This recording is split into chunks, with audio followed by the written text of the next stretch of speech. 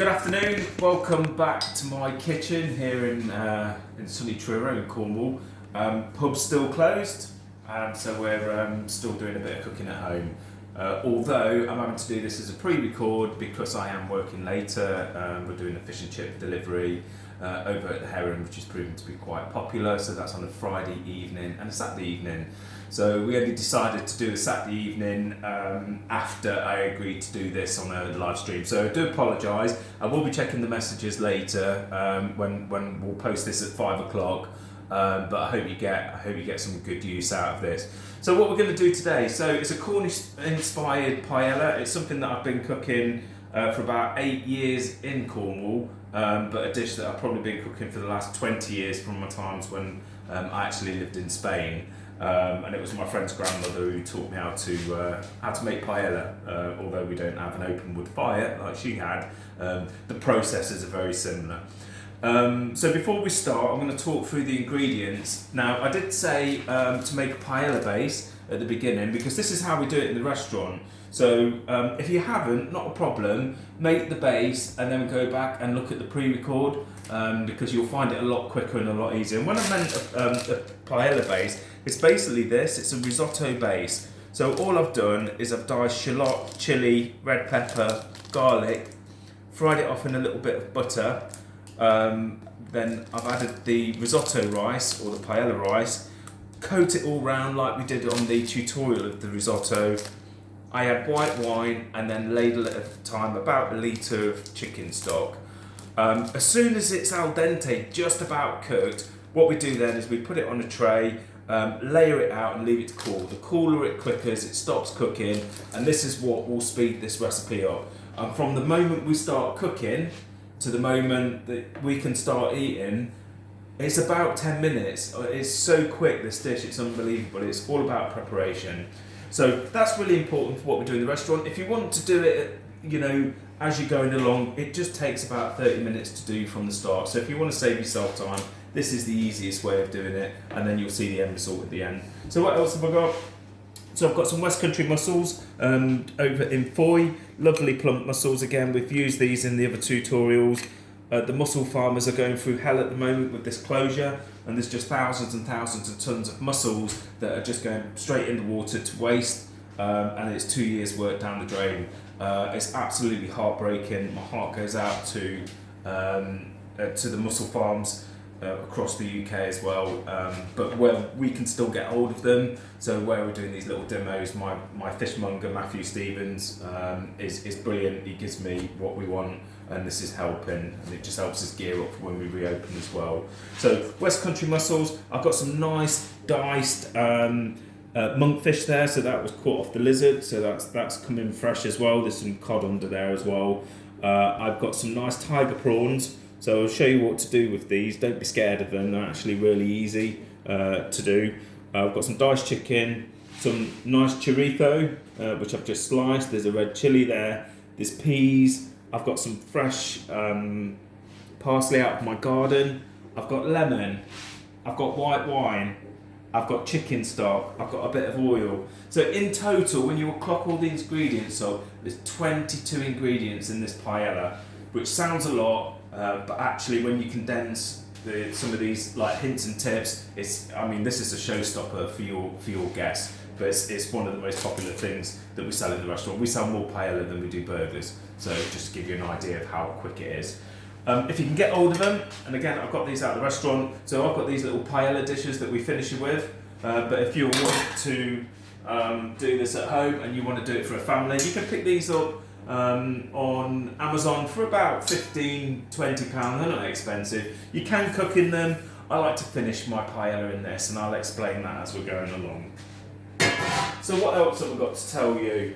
So yeah, still in lockdown. I think we're into week 8. Me and the wife have not managed to kill each other yet, although it's been pretty close, and I'm sure she would agree with that. But we are trying to keep ourselves occupied and planning for a reopen. We just can't wait for that to happen. But while we're waiting, we'll get this done. I've set my oven to 180 degrees. It's just to finish the paella. It just puts a little crust over it. You don't need to do it, but it's again, it's something that we do in the restaurant that just helps.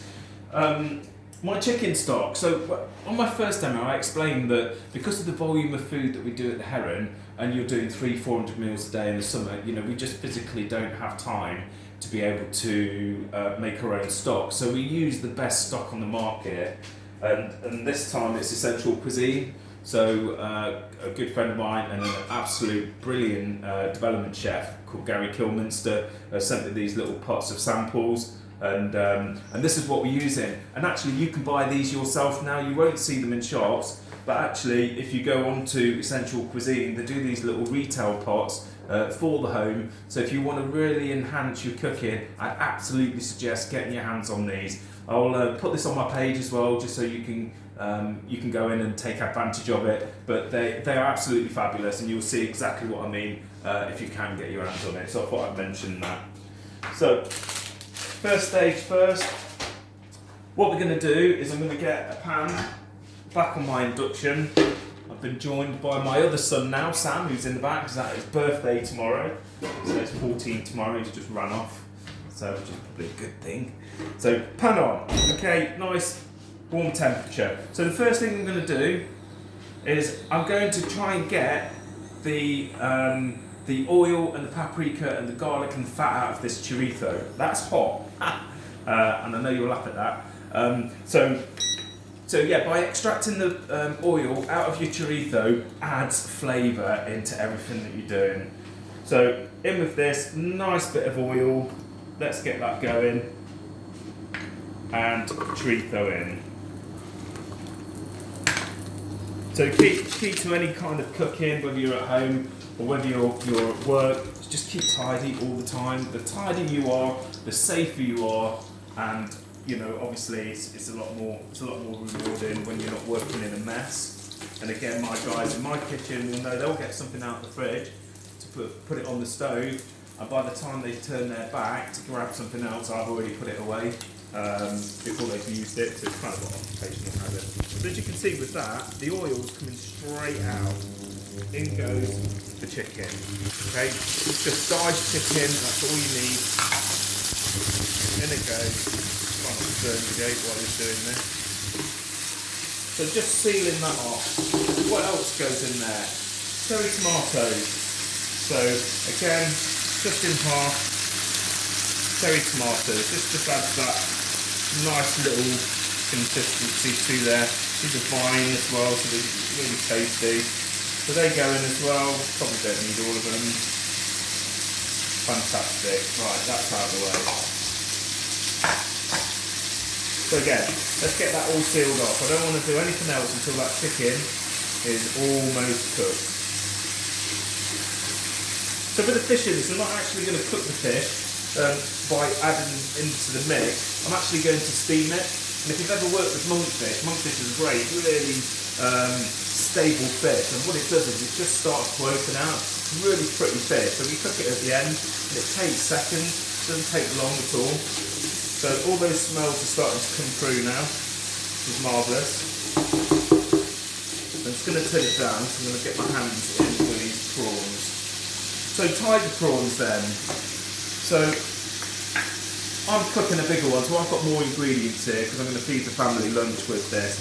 But shell on tiger prawns, basically what we do, okay, is I just take the first 3 shells off that body. So once I've got the first 3 off, I'll just get rid of them. Basically, it holds the head on and the tail on, and that way it's just better presented. And then just with your little knife, score it across the top, and you're just looking for the stomach sac. Not all of them have it, and this one hasn't, so which is great. And then we just pop it in there. So we do that with the rest of them. So, and again, this is already done. This is part of our mise en place, which is our tray of preparation that we would have, you know, in service. So again, we don't want people to wait 30 minutes for their meal. We want to get it out quick without damaging any quality. So just down the back there, there's a little bit of stomach sat there. Let's just get rid of that. It's not needed. And sometimes they contain grit as well, so it's not pleasant. You don't have to remove them. I've been to restaurants where they don't, and it just bugs me. I just think it's lazy. there's no need for it. So again, just down the back, there you go. That's what I'm looking for, that there. Okay, let's get it out, don't need it. Quickly peel these off. So I could have done this earlier, but I just wanted to show you how it was done. There's not one in there. And again, in summer we're probably going through about 4 or 5 kilo of these. Just to give you an idea of, volume and, the amount of meals that we are selling at the Heron. So it's all fresh. But obviously we do have to have techniques and practices in place that allows us to get this food out, quick to the customers. So, and we do a good job doing that. So just that one down. So you can put these in the oven and cook them separate. I'm not going to. I'm going to cook them actually in the paella at the end, and it just makes them go really nice red colour, just really juicy. And again, it just adds more flavour. It's all about adding flavour. So brilliant. They're all in there. Just going to get rid of that. Wash my hands. So hands washed. So how's this doing? That's all fine. So chicken's cooking lovely there. All that oil there, it's flavour. It's all flavour. I'm just going to turn it up a little bit. So next thing we want to do, this is where we make use of our paella base, okay, which has already been pre-cooked and cooled, yeah, and it's just about there. It's just al dente. If it's any more, the finished dish on this is just sod, and you don't want that. But getting this is key. It's a real art to get it to where you want it without being soggy. So, but now that's there, I can just pop that in. So bearing in mind, that chicken's just been cooking off for a couple of minutes. So in goes the rice, like that. Pop that over there. So mix it all together. And you'll start to see everything coming together now. So once that's all together, white wine, about 100ml of white wine. I've already got white wine in the base, so I don't want to overkill it. But the wine, just again, it's adding flavour as you're going along. And as you can see with that rice, it's not overcooked. And that's the absolute key to this. Just don't overcook the rice. So let's get some heat on that now. So the final stage of this is actually finishing the finishing the rice. So again, some glug of chicken stock, bring it up the temperature on high. Now if I was cooking this in an actual paella pan, it will create a crust on the bottom, and a lot of people think that's burnt, but that's actually the technique that happens in Spain.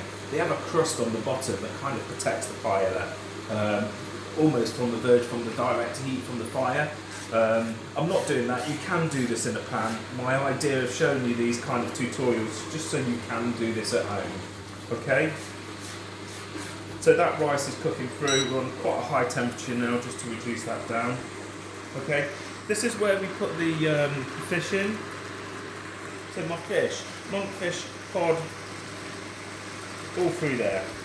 Just lay it on top. Absolutely fine. See that? Peas. Just nice, fresh. Well, fresh, they are frozen, but they're freshly frozen. Peas in there. Wash my hands again. So the next thing that's going to go in, okay, tiger prawns. I'm just going to lay them on the top. Like so, and my mussels I'm just going to stick in. Looks a bit messy, but we'll deal with that afterwards. So mussels going in, almost like a one pot. A friend of mine earlier, Rich Salt, he lives in Australia now, one of my old friends from my Derby days, and he messaged saying, put rabbit in it, and absolutely in Spain that's exactly what they would do. They would use chopped up pieces of rabbit on the bone. It's almost classed as a peasant food. I don't like using that word, but it is. So you can use that. There's no set recipe for this. It's just about technique. So lid on. Now in the restaurant we'll just put a pan over the top and we'll just leave it. So all I'm trying to do now is just quickly steam that fish. And as soon as the fish is steamed and those prawns are done, then we can take it out. So again, always tidy as you're going along. Really important. So I might not need all of that, but I do need that. So one of our little garnishes, and I love to do this with lemon. I'm just going to take both sides off, cut one at an angle. One will be for garnish, and the other I'll use for seasoning. I've got another one here as well, and a chilli. I've got to put the chilli in. Just a red chilli, just gives it a little bit of heat. I don't want the seeds, I don't want my kids crying their eyes out because it's too hot. Don't need it, it's just for flavour. And again, let's just dice it up. That's all we need to do, just a little bit of dicing on this. So I first did this as a demonstration at the Royal Cornwall show, not long after I'd moved to Cornwall, and did this for the great Cornish food stall, which was over in Truro. They used to run a great food festival, and I cooked this live there, and everyone loved it. So, and I've kind of made it a signature dish. You know, it's relevant, it works. So, just starting to see if that's all right. Next thing I want to do is burn it.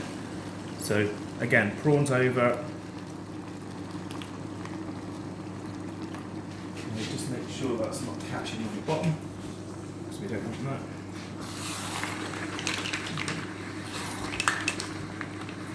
And if it does start to catch, which mine has just started to catch, and I can smell that, and that's why, just add a bit more stock to it. Okay, back on the heat. You know, let's get that back on. So yeah, so I kind of made this a signature dish. And when I said I was going to put it on with a menu at the Heron, people thought I was mad. You know, how can you make a paella that quick? You know, and the customers be really happy with the quality. Well, the question is you can, and it does work. So, right, got some nice fresh parsley again. Keep myself tidy. Chop your parsley at the last minute. You always get better flavour out of it. If we're doing it in the restaurant, we're chopping, mountains of this, and probably having a banter with each other and saying, who's not chopped it right, or it's not thin enough. But for this, I don't want it too thin. So again, let's just have another look. Beautiful. So the prawns are nearly there. Mussels are just starting to open. And that's all you want them to do. If those prawns are just starting, that's absolutely great. So I think we're about ready to think about transferring that into my pan. So in goes the chilli. Half of the parsley. I'm going to season it now. Before I season it, just obviously have a little taste. See how we're getting on.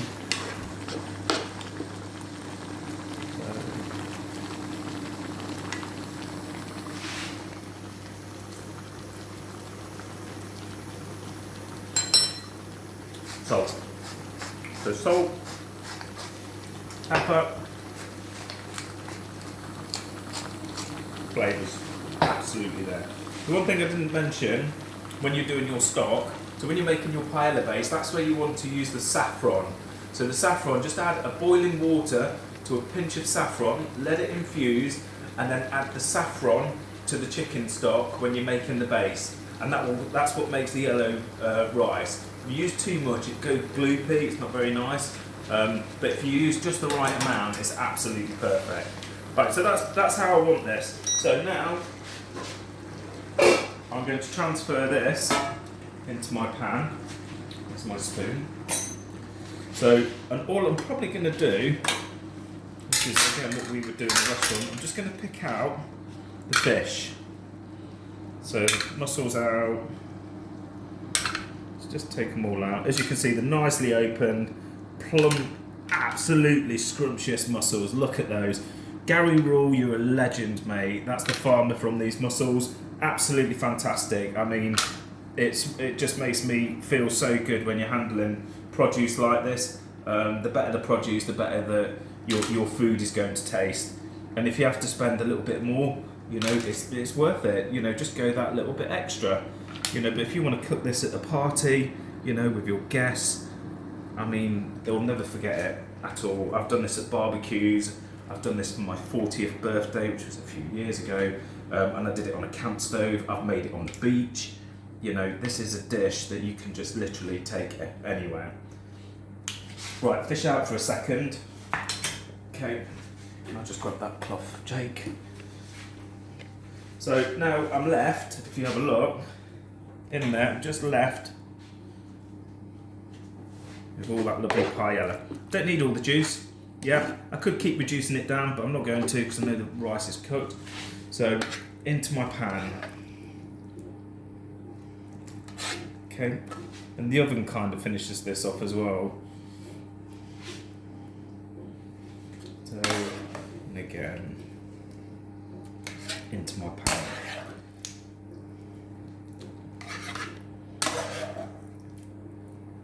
And again, it's a lot quicker and a lot easier than using smaller pans, which I've got there. But this one obviously is going to be lunch because we don't want to waste anything at all.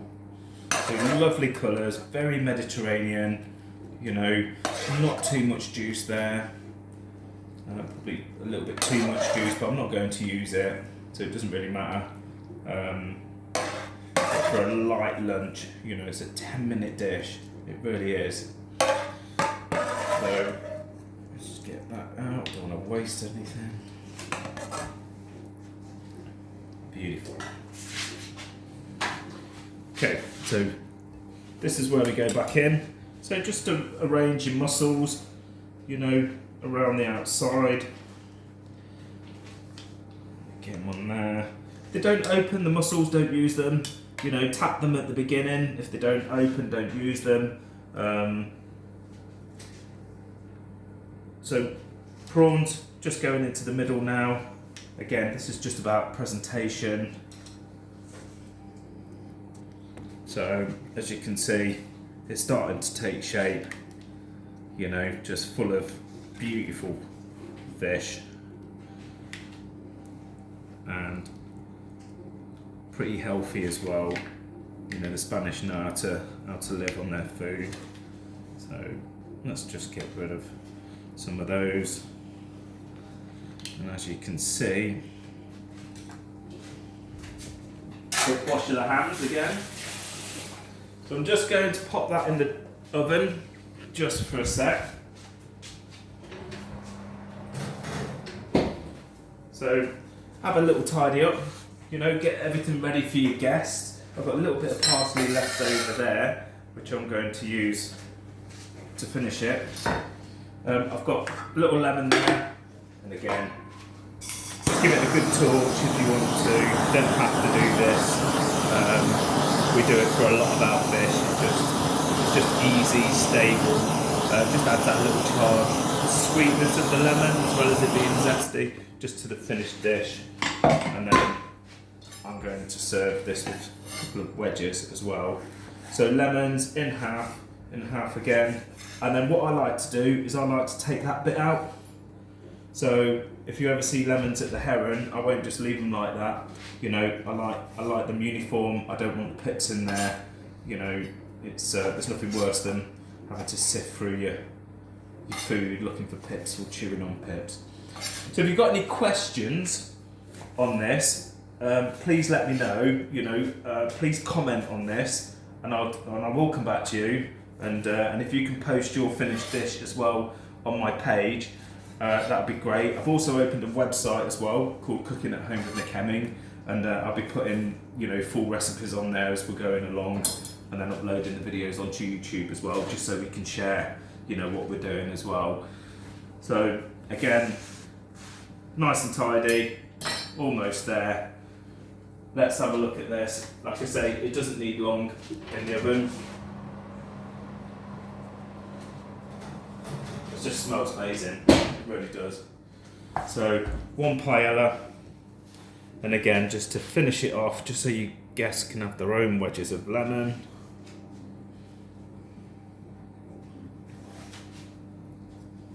Perfect. Pop that that in there. Bit of sprinkle over. And that is a Cornish inspired. I'm going to pop it on the marble top here, using my cloth, since I'm just taking it out with them. That is a Cornish inspired paella. One of the signature dishes over at the Heron Inn. Tuck in, enjoy it. It's great for sharing, proper showstopper. Don't be scared of it. Put whatever ingredients that you want, but just look at the tips on that. If you come in and see us when we're finally open and have this, you'll know exactly how we've done it. So apologies for the pre-recorded video on this one. I'll make sure that we do this while we're not, I'm not having to go into work as well, although it'd be pretty good to do one in my kitchen at the restaurant as well. So stay safe, enjoy the sun, stay alert. You know the government guidelines with all of it, and we'll soon be open. And when we are, we're going to open with a bang. So thanks for watching, enjoy, and I'll speak to you soon. Cheers.